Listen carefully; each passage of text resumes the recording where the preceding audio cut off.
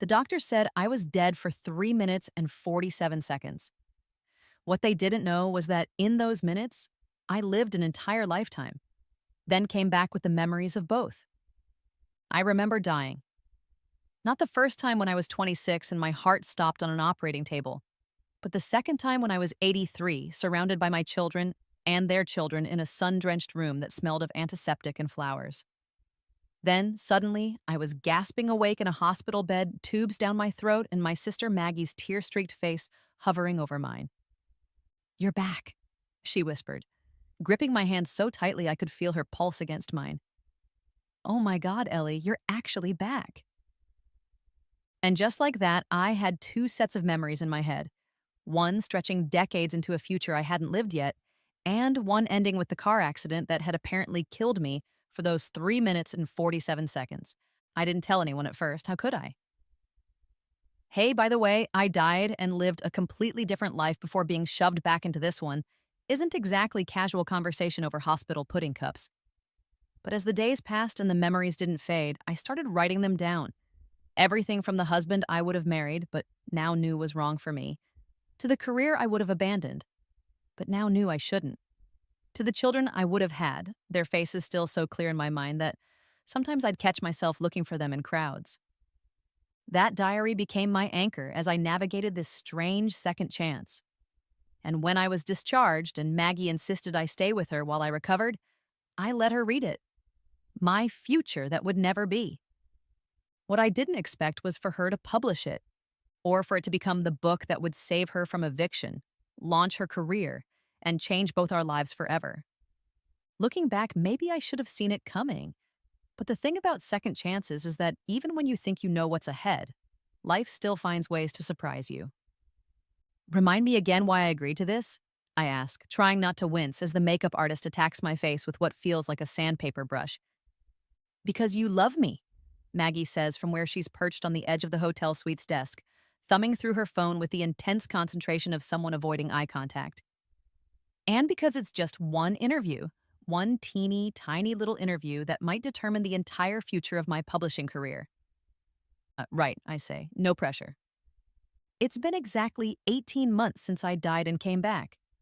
18 months since I opened my eyes with two lives in my head. 14 months since Maggie, without my permission, took the diary I'd been keeping of my other life and showed it to her friend who worked at a small publishing house. 10 months since After Life, Memories from the Other Side, hit shelves under Me Winters, Maggie's initials and our shared last name. 8 months since it became a national bestseller. 6 months since the bigger publishers came calling, and 4 months since they offered Maggie a 3-book deal that would solve all her financial problems if she could convince her mysterious reclusive source, that would be me, to do some press. Hence why I'm in this hotel room, getting my face painted like I'm heading to war instead of a talk show. "You look great," Maggie says, finally glancing up from her phone. The guilt flickering across her face is so familiar I could map it like constellations. "Amazing, actually." "I look like I'm trying too hard," I reply, eyeing myself in the mirror. The woman staring back has my features, but isn't quite me. A polished, perfected version with smoother skin and brighter eyes. A me that never died and came back. "You're supposed to be trying hard. You're promoting a bestseller." "Your bestseller," I correct her. "Our bestseller," she counters, sliding off the desk to come stand beside me. In the mirror, our reflections tell the story of our genetics. Same dark hair, though hers is cut stylishly short while mine tumbles past my shoulders. Same green eyes, though hers are sharpened with perfect cat eye liner, while mine are softened with something shimmery, the makeup artist called ethereal glow. Same full mouth, though hers is painted bold red and mine a subtle pink. Same face, different choices. Story of our lives. "Ellie," she says, voice dropping to that soft, serious tone she uses when she's about to get emotional. "I know I screwed up by showing your diary to Claire without asking. I know that—" "Ancient history," I cut her off, not wanting to rehash this argument for the 100th time. "Really, Mags, we've moved past it." "Have we, though?" Her eyes in the mirror search mine. "Because sometimes I feel like you're still angry, but you won't say it." The makeup artist, sensing the tension, suddenly discovers she needs something from her kit in the other room and discreetly slips out, leaving us alone. I'm not angry, I say, which is mostly true. I'm just adjusting. It's weird seeing your private thoughts become public consumption. Having strangers debate whether your experiences were real or some elaborate hallucination. Do you regret letting me publish it? That's the million-dollar question, isn't it? The one I've asked myself every day since this whole thing started. The diary had been my way of processing what happened to me, the strange gift of living a whole life, then being thrust back to do it all over again. I wrote things in those pages I'd never said aloud, dreams I abandoned, mistakes I made, people I loved and lost. And in my first life, the one where I didn't die for 3 minutes and 47 seconds, Maggie and I had drifted apart. Not dramatically, just the slow untethering that happens sometimes with siblings. Different cities, different priorities, calls that went from weekly to monthly to holiday check-ins. But in this second chance, here we are, living together for the past year and a half, sharing morning coffee and late-night ice cream binges, building the kind of relationship I'd missed without realizing it until I had the chance to do it over. So do I regret it? That's complicated. I don't regret that it kept you from being evicted, I say finally, meeting her eyes in the mirror. I don't regret that it got you the career you always wanted. I don't even regret that it's made people think differently about life and death and second chances. I pause. I just wish sometimes that it could have done all that without turning me into a sideshow. Maggie's face falls a little. You're not a sideshow, Elle. You're the main event.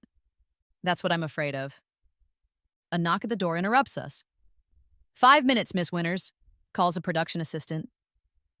Maggie squares her shoulders, slipping back into professional mode so quickly I almost miss the moment of vulnerability. Ready? I take a deep breath, thinking about the life I lived in those 3 minutes and 47 seconds. The career I built, the family I raised, the mistakes I learned from, the love I found and lost, and how none of it exists anymore, except in my memories and the pages of a book with my sister's name on the cover. As I'll ever be, I reply, standing up and smoothing down the blue dress the stylist insisted made my eyes pop. Let's go make your publisher happy. Maggie grabs my hand and squeezes it, something so nakedly grateful in her expression that I feel a pang of shame for my resentment. Thank you, she whispers. I know this is weird, but thank you. I squeeze back, remembering the sister I lost touch with in that other life, the one I never reconnected with until it was too late. The sister who, in this life, has been my anchor through the strangest experience imaginable. Always, I tell her, and mean it. The talk show set is smaller than it looks on TV. That's my first thought as we're led through a maze of black cables and clipboards to the stage, where 3 plush chairs sit arranged in a cozy semicircle, bathed in lights so bright they make my eyes water. Just relax and be yourself, the producer tells me as a sound tech clips a microphone to my dress. Tara loves the book and just wants to hear your story. My story. As if it could be condensed into a 10-minute segment between celebrity chef demonstrations and weather updates. Maggie hovers nearby, nodding encouragingly as the host, Tara Simmons, strides onto the set. She's shorter in person, but just as polished as she appears on screen, with a smile that seems genuinely warm as she approaches. Eleanor, I'm so pleased to finally meet you. Your story, or should I say stories, have been fascinating me for months.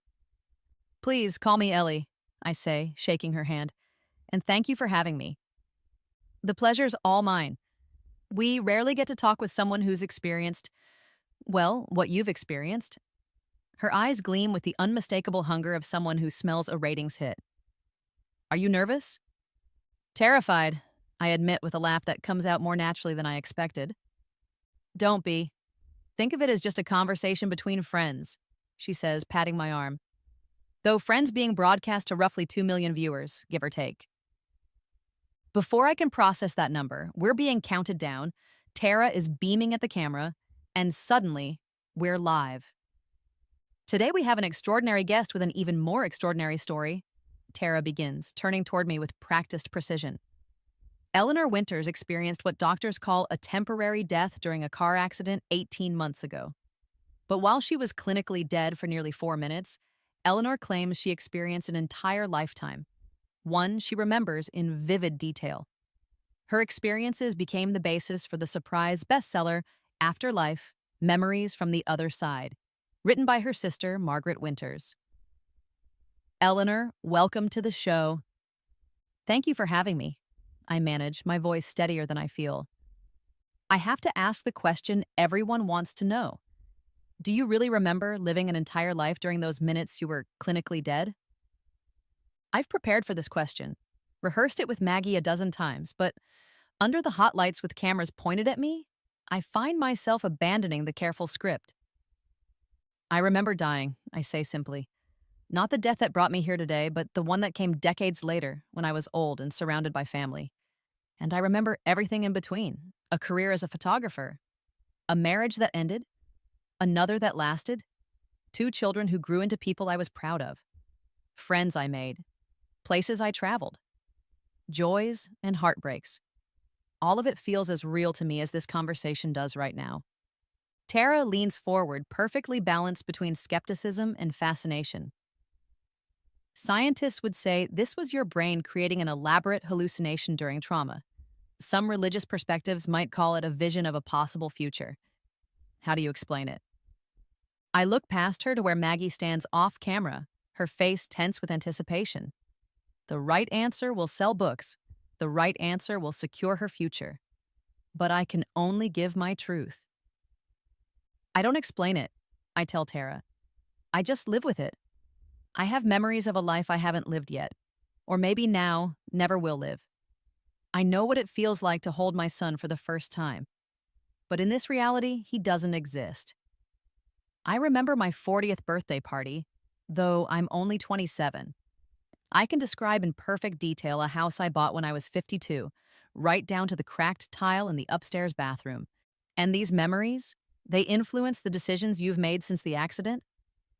How could they not? I smile, thinking of Jason, the man I'd been dating before the accident. The man who, in my other life, I married and divorced within 5 painful years. The man whose calls I stopped returning after I came back.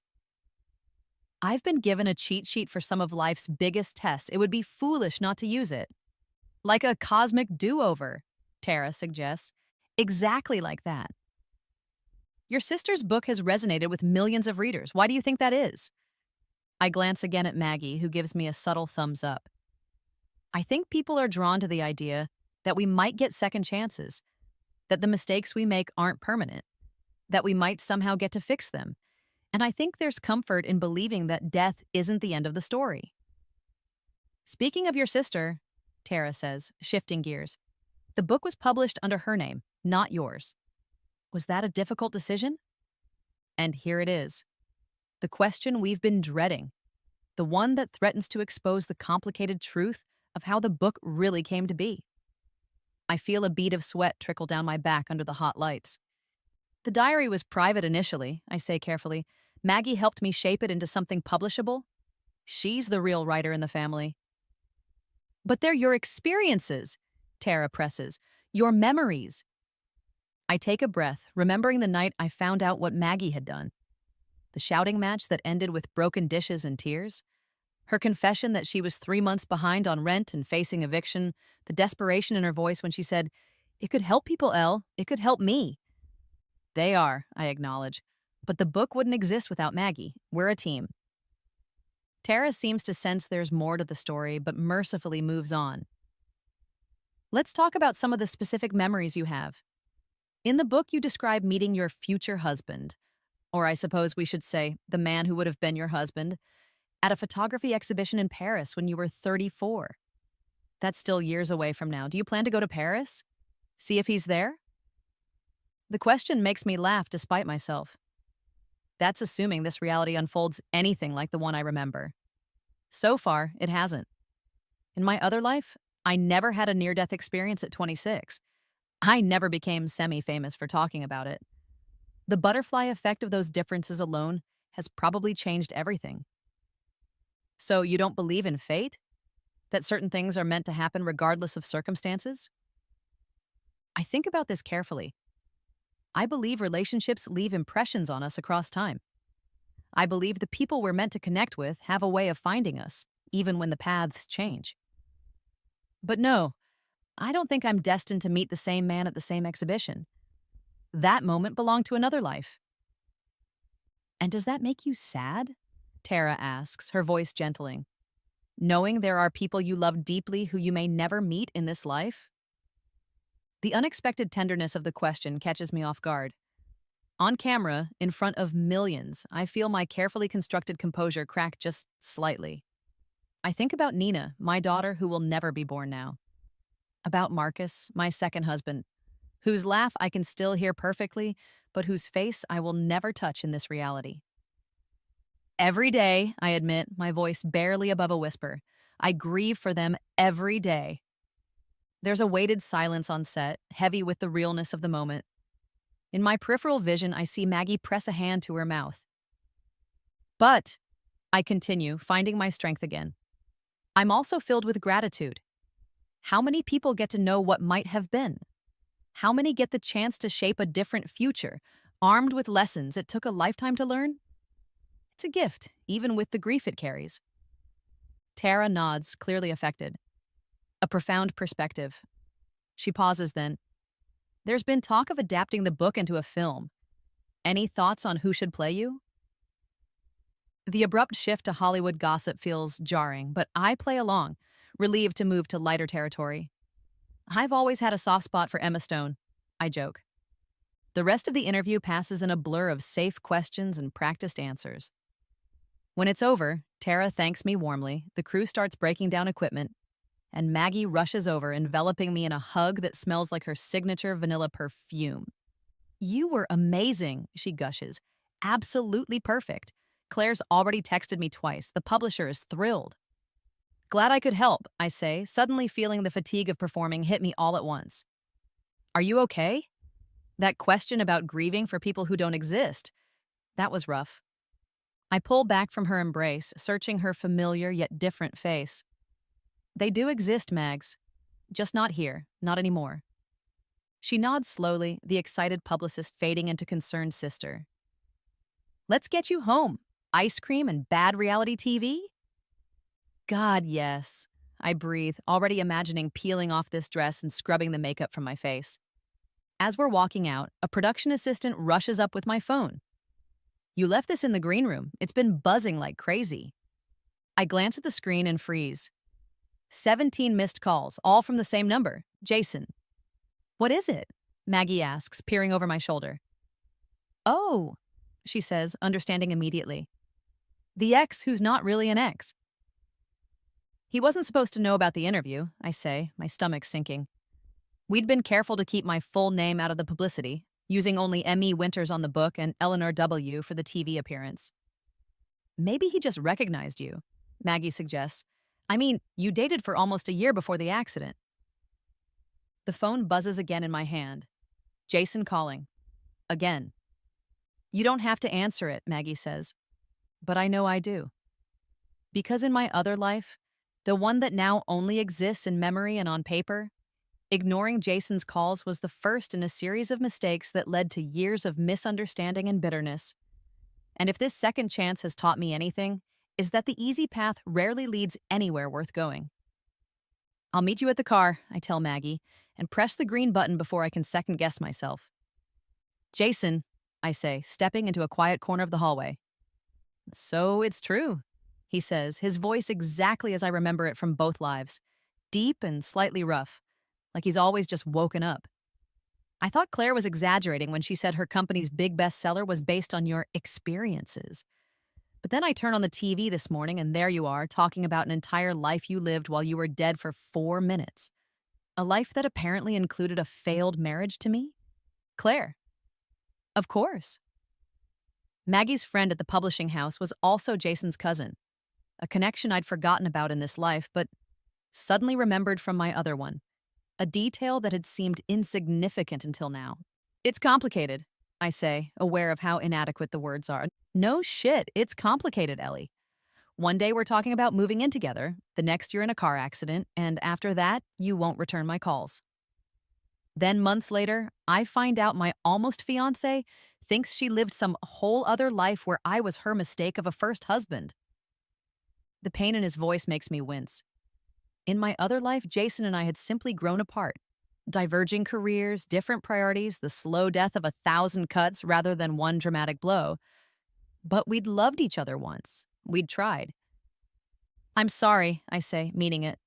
I should have explained instead of disappearing. You think? He exhales heavily, and I can picture him running a hand through his dark hair the way he always did when frustrated. So what? The accident gave you amnesia? Made you think I was someone else? No, nothing like that. I remember everything about our relationship, Jason. That hasn't changed. Then what has changed? Because the Ellie I knew wouldn't have ghosted me after a year together. And she sure as hell wouldn't have written a book painting me as the regrettable ex.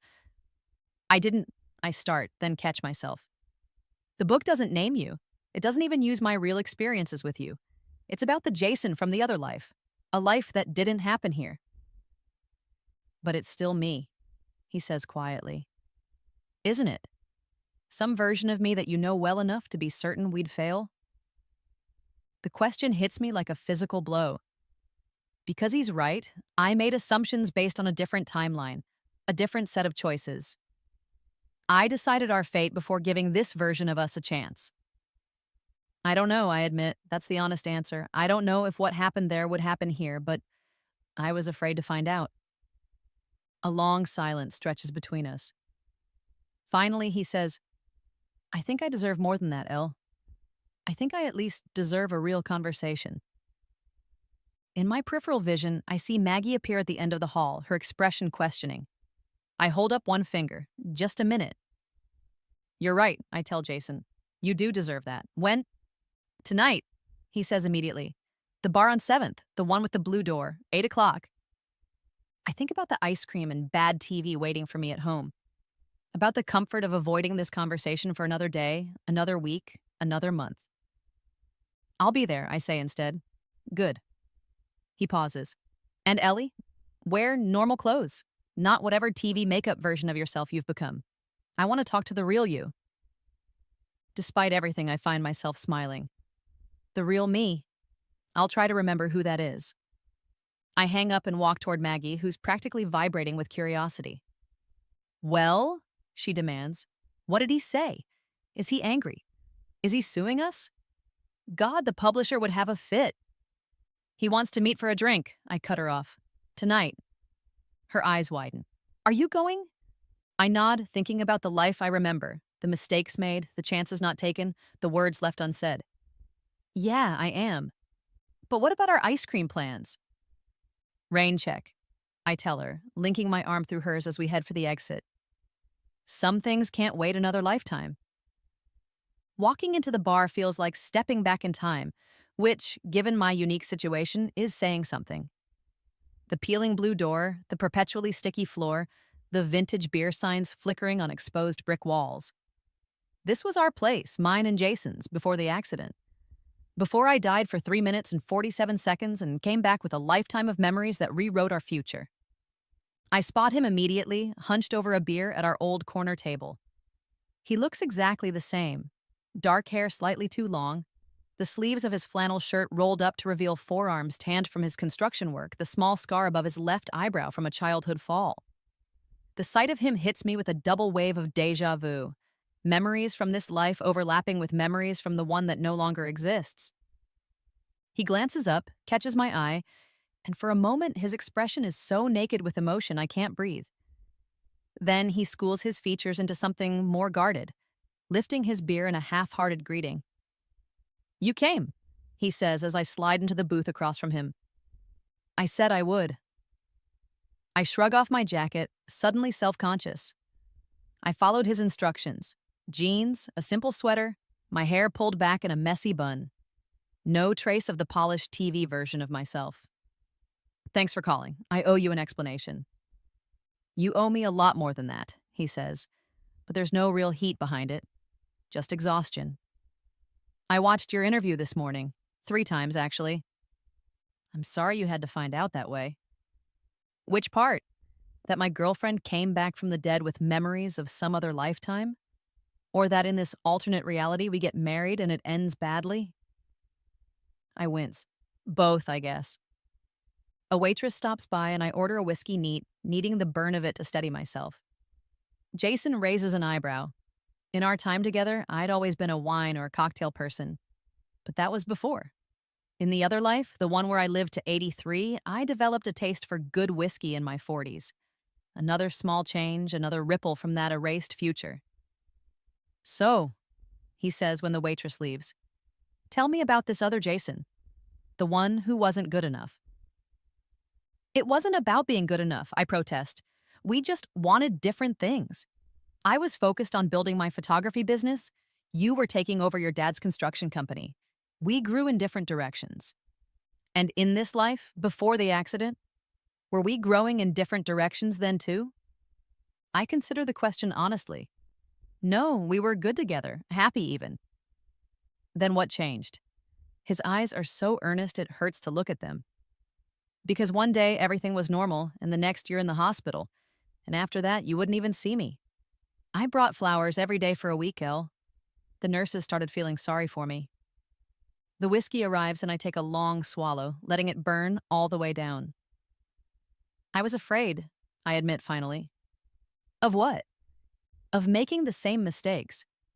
Of hurting you the same way. In the other life, our divorce was messy. We said terrible things to each other. And sitting in that hospital bed with both sets of memories, the life I'd had with you and the life I was supposed to have with you, I couldn't separate them anymore. I couldn't look at you without seeing both versions at once. He's quiet for a long moment, tracing patterns in the condensation on his beer glass. You know what I think? He says finally. I think that's bullshit. Excuse me? I think you got scared, and instead of talking to me about it, you use these visions or memories or whatever they are as an excuse to run away. I feel heat rise to my face. That's not fair. Isn't it? The Ellie I knew faced things head on. If she was worried about something, she'd say it. If something was wrong, she'd try to fix it. He leans forward, his voice dropping. The woman I loved wouldn't have disappeared on me without a word based on some dream of a future that might never happen. It wasn't a dream, I snap, stung by the dismissal. It was as real as this conversation is. Fine. Let's say it was real. Let's say you really lived a whole other life while you were technically dead for a few minutes. You still made a unilateral decision about us without giving me any say in the matter. You decided we were doomed before we even had a chance. He's right, and we both know it. The realization sits heavy in my chest alongside the warming whiskey. I didn't know how to explain it, I say quietly. How do you tell someone, hey, I've seen our future and it doesn't work out? You just did, he points out. Right now. Was that so hard? I laugh despite myself, a short, surprised sound. Yes, actually, it was. His expression softened slightly. Look, I'm not saying I fully understand whatever happened to you. Frankly, it sounds impossible. But I deserve the chance to hear it from you, not from watching you on morning television. You're right, I concede. I handled it badly. So, let's handle it better now. He pushes his beer aside, folding his arms on the table. Tell me about this other life. The one where we didn't make it. And so I do. I tell him about our small wedding at the botanical gardens, the apartment we first shared with the leaky bathroom faucet, the Christmas we spent with his parents where his father got drunk and insulted my career choices. I tell him about the slow unraveling, the late nights at work that turned into separate lives under one roof, the arguments about children. He wanted them sooner. I wanted to establish my career first. The counseling that came too late. As I speak, his expression shifts from skepticism to something more complicated. Recognition, maybe, of paths we might have taken. We never tried to get back together, he asks when I finish. After the divorce? I shake my head. You married someone else a few years later, had twin boys, seemed happy. And you? I focused on my career for a while, traveled, eventually met someone when I was 39, Marcus. We were together until he died, about 15 years before I did. Kids. A daughter, Nina. My voice catches on her name. She would have been born in 2027. Jason is quiet for a moment, absorbing this. It's strange, he says finally. Hearing about a life we might have had. Children I might have known. It feels like mourning something that never existed. I know exactly what that feels like, I tell him, the understanding passing between us like a current. He signals for another round and when the drinks arrive, raises his glass in a toast. To lives unlived. And those still to come, I add, clinking my glass against his. We drink in silence for a moment, the awkwardness between us giving way to something more contemplative. So, he says eventually, the book. Your sister wrote it? I hesitate, remembering the promise I made to Maggie and her publisher, the official story we agreed to tell, but I'm tired of half-truths. Not exactly, I wrote it as a diary, just trying to make sense of my memories. Maggie found it and showed it to her friend at the publishing house without telling me. His eyebrows shoot up. And you forgave her for that. Eventually. I traced the rim of my glass. She was about to be evicted, hadn't been able to find steady work since she lost her job at the magazine. The book was our lifeline. Her financially, me emotionally. Still seems like a pretty major betrayal of trust. It was, I acknowledge. But in my other life, Maggie and I drifted apart. By the time I died, we were practically strangers. Just holiday cards and occasional texts. When I came back and had the chance to do things differently, I promised myself I wouldn't lose her again. Jason studies me, his gaze softening. You know, for someone who's been given a second chance, you spend a lot of time trying to fix the future instead of living in the present. The observation lands like a physical blow. That's not... I start to protest, then stop, recognizing the truth in his words. Maybe you're right. The book came out, 10 months ago? And in all that time, you never once thought about contacting me? Explaining? I thought about it all the time, I admit. I just didn't know what to say. How about, sorry I disappeared after nearly dying, want to grab a beer and talk about it? I laugh, surprising myself. That would have been a good start. It's not too late, you know, he says, voice dropping to something softer. For what? To start over, not as the people who were engaged in some other timeline, or even as the couple we were before your accident. Just as two people who once cared about each other, seeing where things might go. My heart thuds painfully against my ribs. Jason, I'm not saying we have to pick up exactly where we left off, he clarifies quickly. Obviously things have changed. You've changed. I'm just saying, maybe we don't have to be strangers either. In my other life, the one I lived during those 3 minutes and 47 seconds, Jason and I never got this conversation. We never had the chance to recognize our patterns before they became problems. We never had the painful gift of knowing how things might end. I'd like that, I say finally. Starting over, I mean. His smile is slow but genuine, the one I remember from both lives, the one that always made me feel like I was exactly where I was supposed to be. Hi, he says, extending his hand across the table.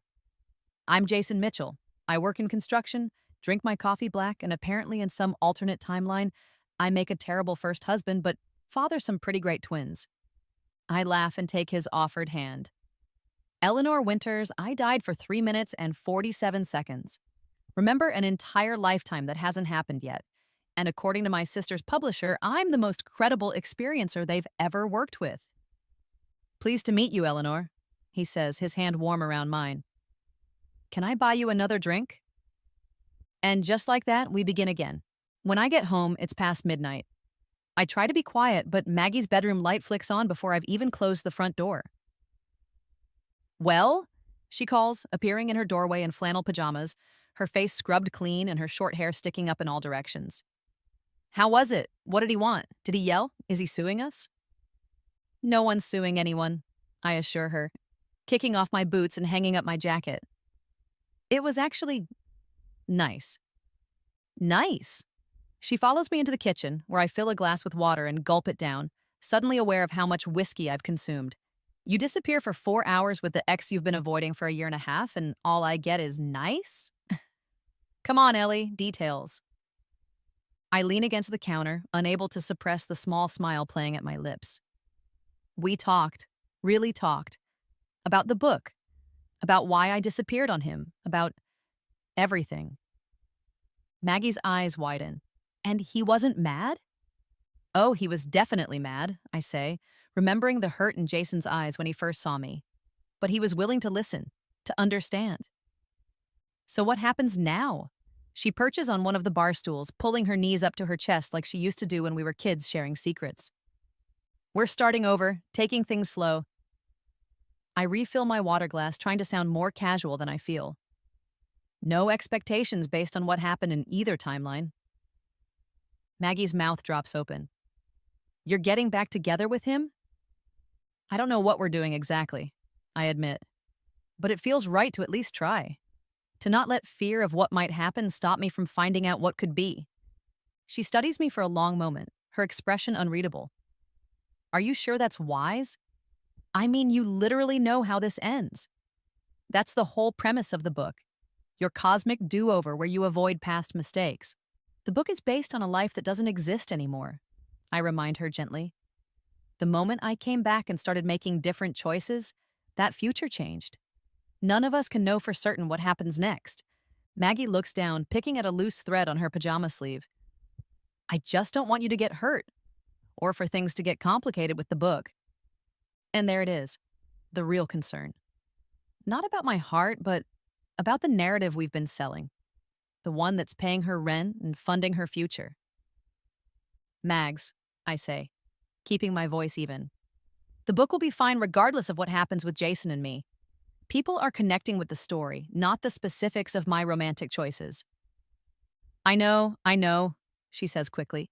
It's just, Claire mentioned they're already talking about a sequel. Your life after coming back, how the memories of the other timeline influenced your choices. If you get back with Jason after explicitly saying he was your biggest regret, then that becomes part of the new story. I finish for her. The woman who got a second chance and realized that maybe her biggest regret didn't have to be a regret at all. You make it sound so simple. It's not simple. Nothing about any of this is simple. I cross the kitchen to sit beside her, taking her hand. But Mags, I can't live my life as a character in a book, even if that book is based on my own experiences. I have to be open to new possibilities, or what was the point of coming back at all? She nods slowly, squeezing my hand. You're right. I'm sorry. I got caught up in the business side of things and forgot what this is really about. Your career is important, I assure her, and I'm not going to do anything to jeopardize that. But my life is more than just material for your next book deal. Our next book deal, she corrects me, a hint of guilt in her expression. And I promise, whatever you decide with Jason, I've got your back. If you want him in your life, then I want that for you too. Even if it complicates the narrative? Even then, she says with a small smile. Some stories are worth complicating. I pull her into a hug, breathing in the familiar smell of her shampoo. I love you, you know, even when you're being a pushy literary agent instead of my sister. I love you too, she murmurs against my shoulder, even when you're rewriting the script we so carefully planned. We stay like that for a moment, the late-night quiet of the apartment wrapping around us. Then Maggie pulls back, a mischievous glint in her eye. So, is he still a good kisser? In this timeline, I mean. I laugh, shoving her playfully. That's definitely not happening yet. We're taking things slow, remember? Boring, she declares, sliding off the bar stool. Well, when it does happen, I want details. For research purposes, of course. Of course, I echo, watching her head back toward her bedroom. Purely professional curiosity. Exactly. Good night, Elle. I'm glad it went well with Jason. Good night, Mags. Alone in the kitchen, I pull out my phone and see a text from Jason. Thanks for tonight. It was good to see the real you again. I smile, typing back, the real me is still figuring out who she is. But she's glad to have you as part of the process. As I get ready for bed, I think about the strange duality of my existence. The memories of a life that stretched into old age, alongside the reality of being 27 with everything still ahead of me. For the first time since I came back, the weight of knowing what might have been feels less like a burden and more like a gift. Not a script to be followed or avoided, but wisdom to guide me as I write a new story altogether. Mom, Dad, this is Jason, I say, trying to keep my voice steady as I make the introduction on my parents' front porch 3 weeks later. Jason, these are my parents, Richard and Helen. We've heard so much about you, my mother says, pulling Jason into an unexpected hug, while my father extends a hand for a more reserved greeting. What I don't mention is that they've heard about two different Jasons, the one I dated before my accident and the one I married and divorced in the life I remember but never actually lived. All good things, I hope, Jason says with an easy smile, handing my mother the bottle of wine we brought. My father eyes him with that particular scrutiny he reserves for men in my life. Well, that depends on which timeline we're talking about, doesn't it? Dad, I warn, shooting him a look that he cheerfully ignores. I'm just saying, in one version, you broke my daughter's heart, and in another, you're the nice contractor she was seeing before the accident. Makes for an interesting dynamic. Richard, stop it, my mother chides, linking her arm through Jason's and leading him inside. Ignore him. He thinks he's being funny, but he's actually just being overprotective. Once we're settled in the living room with drinks, the conversation flows more naturally than I expected. Jason asks my father about his woodworking hobby, compliments my mother on the renovation they recently completed, and deftly handles the occasional reference to the other timeline with good humor. I have to say, my mother comments as we move to the dining room for dinner, you're taking all this very well, Jason. Not everyone would be so understanding about dating someone who remembers being married to them in some alternate reality. Jason laughs, catching my eye across the table. What can I say? I'm a sucker for unique situations. And besides, how many guys get to hear about their mistakes before they make them? So you believe Ellie's experiences are real? My father asks, passing the salad. A lot of people think it was just some kind of hallucination brought on by trauma. This is tricky territory. My parents have been supportive but skeptical about my memories, treating them with a kind of cautious respect that stops short of true belief. The book's success has only complicated things, adding a layer of commercialization to what was already a deeply personal experience. I believe Ellie believes it, Jason says carefully, and honestly, that's enough for me. Whether it was an actual glimpse of another timeline or her brain processing fears and hopes during trauma, either way, it's shaped who she is now, and that's the person I'm interested in getting to know. My mother's expression softens, and even my father looks impressed. Under the table, I squeeze Jason's knee in silent gratitude. Well, I think it's romantic, my mother declares. Getting a second chance with someone armed with the wisdom to avoid past mistakes. If they were even mistakes that would happen in this reality, I point out, it says, the whole butterfly effect means things are already different from what I remember. Speaking of different realities, my father says, how's the book tour going? Your sister mentioned something about a West Coast swing next month? The reminder of my obligations makes my stomach tighten. Since the successful TV appearance, demand for interviews and events has only increased. Maggie and the publisher have been scheduling appearances across the country, each one taking me further from the quiet life I'd hoped to build after coming back. It's fine, I say noncommittally. Busy. She's being modest, Jason jumps in. The book's in its third printing, and there's talk of international rights. My parents beam with pride, and I force a smile, not wanting to dampen their enthusiasm. But the truth is, the book's success has become increasingly complicated for me. A constant pull between supporting Maggie's career and protecting my own privacy, between sharing what I've learned and feeling exploited for my unique experience. Later, as we're saying our goodbyes, my mother pulls me aside while Jason and my father discuss some detail about the house's foundation. He seems wonderful, honey, she says, squeezing my arm. Different than I remember from before. He's the same person, I tell her. I'm the one who's different. She studies my face with the penetrating gaze that's been making me confess to things since childhood. Are you happy, Ellie? With all of this, the book, the publicity, being back with Jason? I'm figuring it out, I say, which is the most honest answer I can give. Some days are easier than others. And Maggie, how are things with her? I hesitate, not wanting to betray the occasional tension that still flares between us when the lines between sister and business partner blur. She's doing great. The book has opened so many doors for her. That's not what I asked. I sigh, leaning against the wall. It's complicated, Mom. I love her and I'm happy for her success. But sometimes I feel like I've become a story she's selling rather than her sister. My mother nods, understanding in her eyes. Have you told her that? Not in so many words. I don't want to seem ungrateful. The book saved her from eviction, gave her the career she always wanted. At what cost to you, though? She touches my cheek gently. Just because you've been given a second chance doesn't mean you have to spend it making everyone else's dreams come true.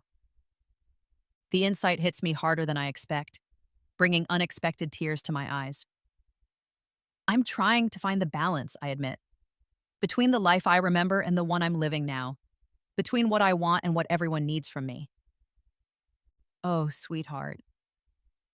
She pulls me into a hug, her familiar perfume enveloping me. That's the challenge we all face, second chance or not. Finding the courage to live for ourselves while still caring for the people we love. Over her shoulder, I catch Jason watching me, concern etched across his features. I give him a small smile, wiping away the tear that escaped. We should get going, I say, pulling back from my mother's embrace. Long drive back to the city. Think about what I said, she whispers as we rejoin the men. Your story belongs to you, Ellie. No one else. The words stay with me during the quiet drive home, Jason's hand occasionally finding mine across the console as the highway stretches before us.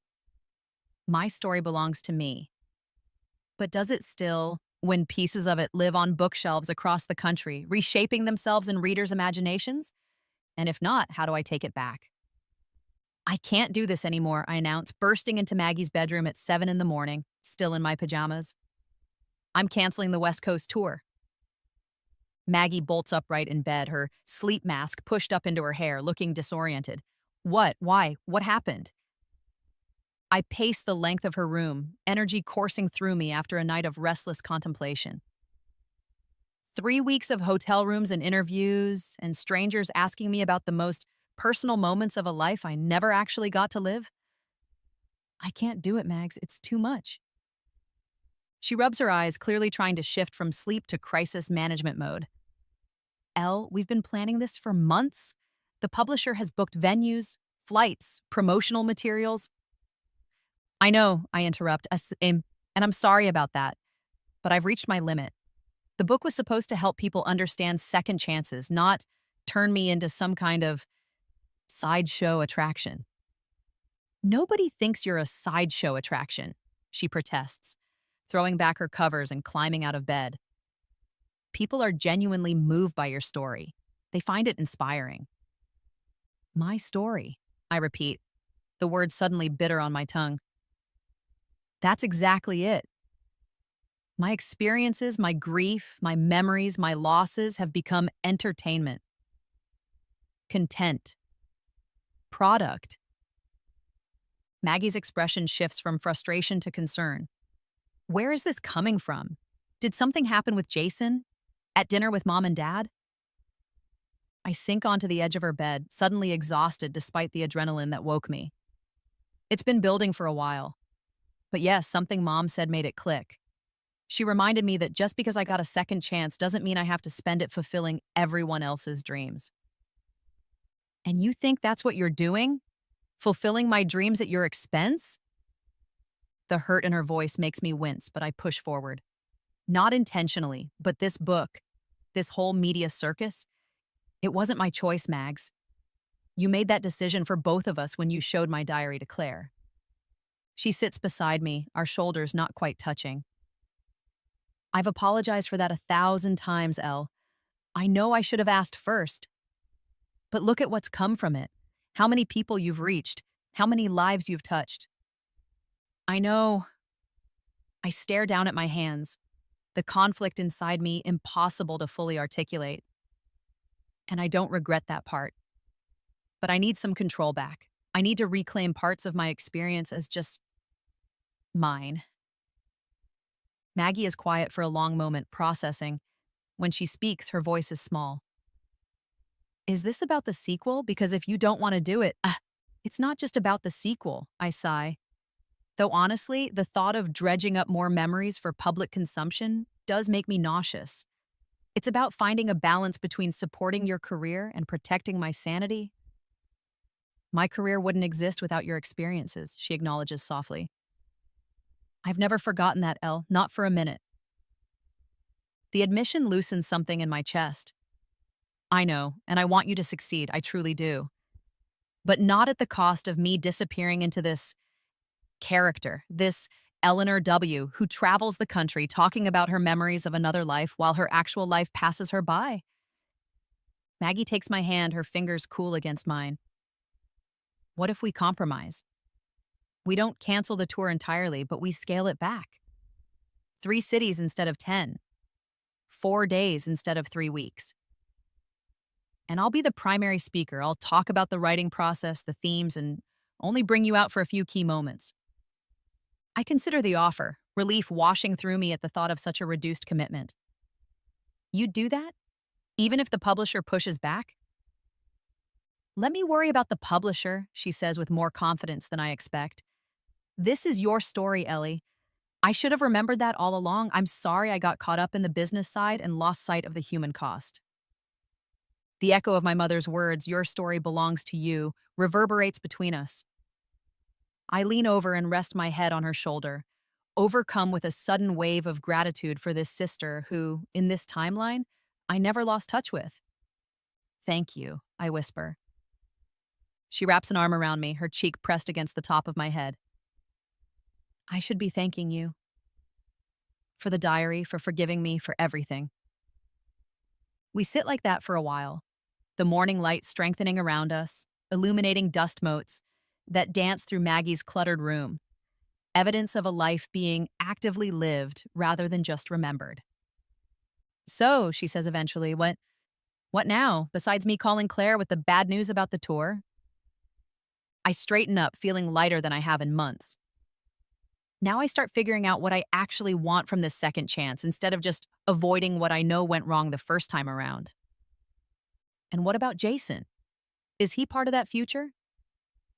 I think about our slow, careful reconnection over the past weeks, drinks that turned into dinners, conversations that stretched into the early hours, the gradual rebuilding of trust between us. Different from before, but somehow better. I don't know yet, I answer honestly, but I'm willing to find out. Maggie nods, a small smile playing at her lips. For what it's worth, I like this version of him better than the one from your diary. Me too, I admit. Though to be fair, this is a different version of me too. Speaking of different versions, she says, her tone shifting to something more hesitant, I've been thinking about the sequel. I groan dramatically, falling back across her bed. Mags, we literally just talked about this. I don't want— No, hear me out, she interrupts, turning to face me. What if instead of another memoir, it's a novel? Fiction, inspired by your experiences but not bound by them. You and I could write it together, a collaborative project where I bring the writing expertise and you bring the emotional truth, but with the freedom to create rather than just report. I prop myself up on my elbows, intrigued despite my initial resistance. A novel? Why not? We could explore all those what-ifs you've been living with. What if you hadn't died for those minutes? What if you chose a completely different path in either timeline? It would give us the creative space to play with possibilities without putting your actual life on display. The idea is unexpectedly appealing, a way to process my unique experience without sacrificing more of my privacy, a chance to work with Maggie as a true partner rather than just the source material. I'd have equal say in everything, the story, the characters, what we reveal and what we don't. Absolutely, she promises. Equal collaboration, equal credit. I sit up fully, a curl of excitement unfurling in my chest. Let me think about it? Of course, no pressure, no timeline. Just consider it. I nod, already turning the possibility over in my mind. A novel, a story we'd create together, shaped by my memories but not constrained by them, a way to share the insights from my unique experience without feeling exposed. I should get dressed, I say, standing up. I'm meeting Jason for breakfast. Tell him I said hi, Maggie calls as I head for the door. And Elle, Thank you for being honest with me this morning. I needed to hear it. I pause in the doorway, looking back at my sister, the one person who, in this timeline, I was determined not to lose. Always, I promise. No more secrets between us. She smiles, and I see in her expression the same relief I feel coursing through me, the unburdening that comes with truth, however difficult. As I shower and dress for breakfast, my mind keeps circling back to the novel idea, a collaborative creation rather than just a recounting, a way to transform my strange gift into something new, something that belongs to both of us rather than just being my burden to carry.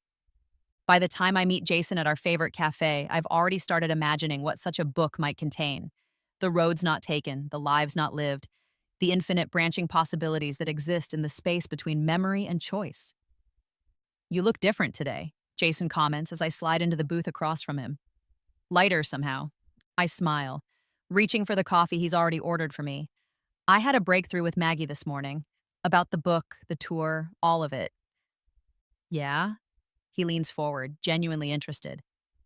What kind of breakthrough?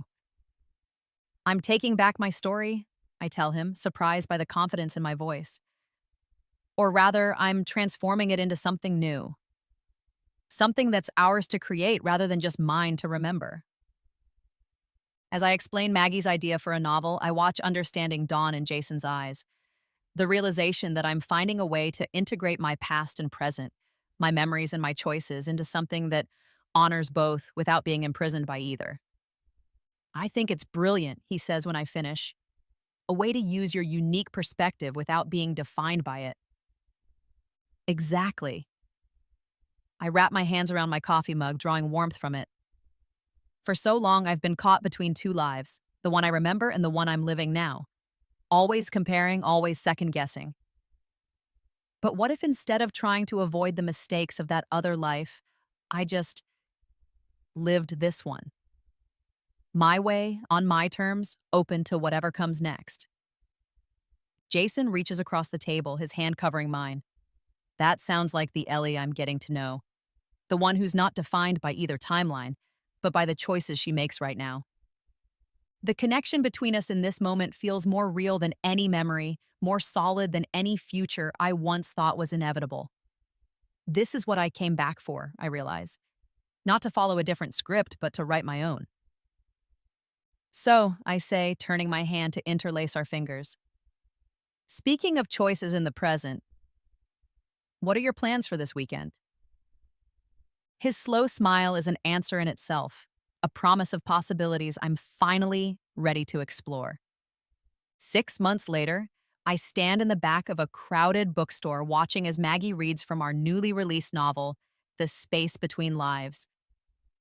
Her voice carries confidently through the room, bringing to life words we crafted together during late nights and early mornings, fueled by too much coffee and the strange alchemy of sisterhood and creativity. Time isn't linear, Sophia told him, her hands wrapped around a mug that had grown cold hours ago. It's more like a tapestry. Pull one thread and the whole pattern changes, but the threads themselves, the moments, the choices, the connections, they remain, just in different configurations. I mouth the words along with her, each one as familiar as my own heartbeat. This character, Sophia, isn't me, not exactly. But she carries pieces of my truth, transformed through the lens of fiction into something universal rather than just personal. The novel has been out for 3 weeks and is already climbing bestseller lists, resonating with readers in ways we hadn't anticipated. Not as a follow-up to Afterlife, but as its own entity. A story about choices and chances, about the lives we live and the ones we might have lived, about finding peace in the space between what was and what could be. From my position against the back wall, I can see Jason sitting in the third row, his attention fixed on Maggie as she reads. He catches my eye and winks, a small gesture of solidarity that warms me from within. After 6 months of careful rebuilding, we've found our way to something neither of us could have predicted, a relationship that honors our history in both timelines while creating something entirely new. I don't know which life is real anymore, Sophia admitted, the one I remember or the one I'm living. Maybe they both are, he suggested. Maybe what makes something real isn't whether it happened in this timeline or another, but how it shapes who you become. A murmur of appreciation ripples through the audience, and I feel it too. The resonance of a truth that took me months to recognize after coming back. The memories of that other life, the career I built, the daughter I raised, the love I found and lost, they're as much a part of me as anything that's happened in this timeline. Not because they physically occurred in this reality, but because they've shaped my choices, my values, my understanding of what matters. When the reading ends, Maggie fields questions with the easy confidence of someone who has found her calling. I watch with pride as she discusses our writing process, the themes of the novel, the delicate balance of honesty and invention that went into its creation. And your sister, Eleanor? Someone asks. How much of her experience informed the book? Maggie finds me in the crowd, an unspoken question in her eyes. I nod slightly, giving permission. Eleanor's unique perspective was invaluable, she says carefully. But this novel isn't a memoir. It's something we created together, drawing on her insights but shaping them into something new. Something that belongs to both of us, and now to all of you as readers. The answer satisfies, and the conversation moves on. This is the balance we've struck, acknowledging the extraordinary foundation of our work without reducing it to spectacle, honoring my experience without exploiting it. After the official event ends, Maggie signs books while I mingle in the background, content to let her have this moment in the spotlight.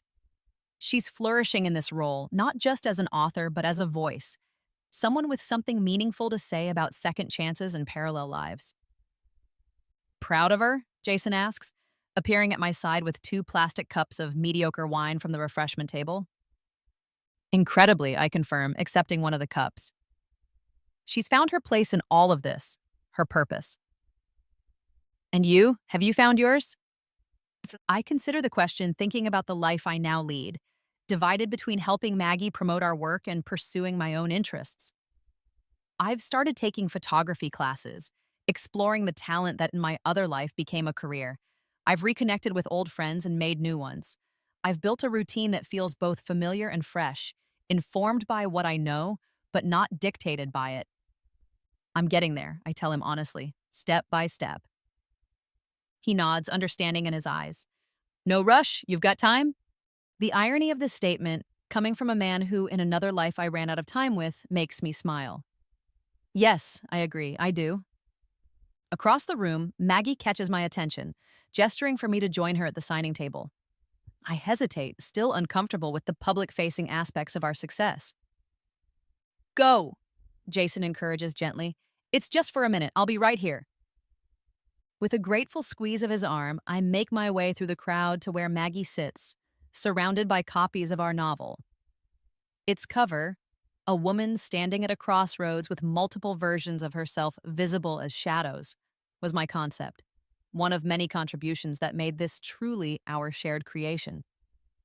Sorry to pull you over, Maggie says when I reach her, but there's someone I thought you should meet. She indicates a woman waiting patiently to the side, clutching a copy of our book so tightly her knuckles have gone white. She's about my age, with tired eyes and a tentative smile. This is Rebecca, Maggie introduces us. She has a story I think you'll want to hear. Rebecca steps forward, her nervousness apparent. I just wanted to thank you both, she says, her voice barely above a whisper. Your novel, it helped me understand something that happened to me last year. I feel a prickle of awareness crawl up my spine. What happened? I ask gently. I was in a car accident, she explains, her eyes darting between Maggie and me. Clinically dead for almost 2 minutes before they resuscitated me. And ever since, I've had these dreams. Except they don't feel like dreams, they feel like memories of a life I haven't lived yet. My breath catches. Maggie's hand finds mine under the table, squeezing tight. I thought I was going crazy, Rebecca continues, until I read your book. The way you described Sophia's experience, the dual memories, the sense of living in 2 timelines at once, it was exactly what I've been going through. For the first time, I felt like someone understood. I stare at her, momentarily speechless. Since publishing my story, first as memoir and then as fiction, I've received countless messages from readers claiming similar experiences. Most were clearly fantasy or wishful thinking. But this woman's eyes hold the same haunted knowing I see in my own reflection. the weight of memories that shouldn't exist. I'm not asking you to explain it, Rebecca says quickly, misinterpreting my silence. I just wanted you to know that your book made me feel less alone, made me believe that maybe what happened to me was real, in some way. Finding my voice, I reach out to touch her arm. It was real, I tell her with quiet certainty. Whatever you experienced, whatever you remember, it matters. It's part of who you are now. Relief floods her face. That's exactly what Sophia says in the book. That's exactly what I needed to hear. She hugs me impulsively, and I return the embrace, feeling a strange kinship with this stranger who shares my impossible burden. When she pulls away, there are tears in her eyes. Thank you, she says simply, clutching her signed book to her chest. As she walks away, Maggie turns to me, her expression a mix of wonder and vindication. You're not alone, Elle. You were never alone. The realization settles over me like a blanket, warm and heavy with implication. How many others are out there carrying memories of lives unlived? How many have experienced what I have but lacked the words to describe it? I glance back toward Jason, who watches curiously from his position by the wine table. Then to Rebecca, who is now talking animatedly with another reader near the exit. Then finally to Maggie, whose career has blossomed from the seeds of my strange gift. Maybe that's why I came back, I say softly, the thought forming as I speak it. Not just for a second chance at my own life, but to help others understand theirs. Maggie smiles, squeezing my hand again. Maybe purpose finds us in the unlikeliest ways. Later that night, in the quiet of our apartment, I pull out the original diary, the one Maggie found and showed to her publisher friend without my permission, the one that started us on this unlikely journey. Its pages are worn now, some tear-stained, some coffee-splattered, all filled with memories of a life I lived in 3 minutes and 47 seconds of clinical death. I run my fingers over the words, feeling the indentations my pen made as I frantically tried to capture everything before it faded. But the memories haven't faded. If anything, they've become more integrated with my current reality, not as a blueprint to follow or avoid, but as wisdom to draw from, context to consider, perspective to cherish. My phone buzzes with a text from Jason. You were amazing tonight. Breakfast tomorrow? I smile, typing back, wouldn't miss it. Setting the diary aside, I move to my bedroom window, gazing out at the city lights that punctuate the darkness. Somewhere out there, Rebecca is processing our conversation, perhaps feeling less alone with her impossible memories. Somewhere out there, readers are turning the pages of our novel, finding resonance in a story that bridges reality and possibility. And here, in this apartment that Maggie's book deal saved, in this life I never expected to return to, in this second chance I'm still learning to navigate, I find myself filled with something that feels remarkably like peace. Not because I know what happens next. I don't, not anymore. The future I once lived has been altered by each choice I've made since coming back. But because I've finally stopped trying to avoid one life or recreate another and started embracing the one before me now, with all its uncertainty, all its possibility, all its beautiful, terrifying nowness. I close the diary and place it on my bookshelf where it belongs, not hidden away as a secret, not displayed as a curiosity, but simply existing as one chapter in an ongoing story. My story. Our story. The one we're still writing, word by word, choice by choice, moment by precious moment.